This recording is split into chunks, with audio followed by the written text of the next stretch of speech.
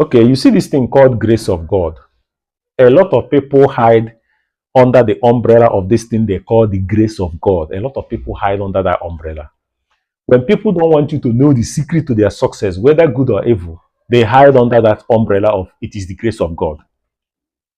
Now, explain to me what actually is the grace of God, because the Nigerian Christians, because I want to specify this, the Nigerian Christians version of grace of God is different from the actual grace of God.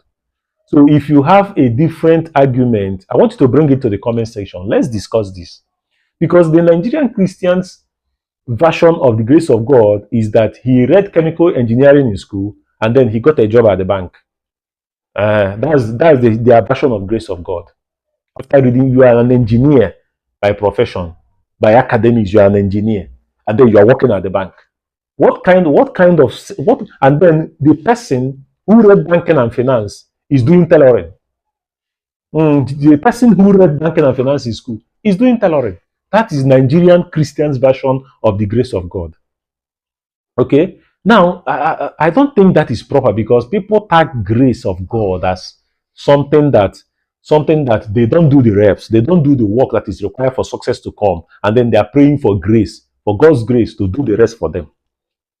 Grace works. There is something called grace, but not the Nigerian Christians' way of explaining what the grace of God is. That is the Nigerian Christians' way.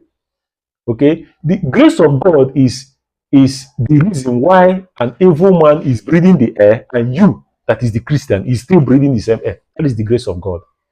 The grace of God is the reason why someone who just tied another person last night woke up this morning, and you too, and you woke up this morning. That is the grace of God. Okay, that is the grace of God, and a whole lot of other things, but not the way Nigerian Christians explain what grace of God is. Is not proper. So people need to be reoriented about what it takes for success to come. You can't do less work and pray more and expect to have that success that you desire. It's not proper. No, it's not done that way. Now, people often bring the argument of David and other people in the Bible, and then they bring it and target the grace of God. Do you know the amount of work required that these people did before the amount of work that they are already doing before that success came? You want to use David as an example. David was already killing lions in the wilderness before he faced Goliath. He has done that for years as a teenager before he faced Goliath. People who were not there when he was doing his training in the wilderness, when he said he was going to kill Goliath, people started laughing at him. That's exactly what people will do to you when they don't know how you have prepared and you say you are going to do stuff. That's how people will often react. Okay? And then they brought the case of Moses. See, remember that Moses grew up in the house of Pharaoh. The schools Pharaoh's children went to, Moses went to that school. If they had degrees and PhDs and masters and doctorates in those days in Egypt, Moses went to do that kind of school too. That's why God handpicked him to use him to write all the laws. Can God open Moses' brain and put academics into his brain? Yes, God can do it.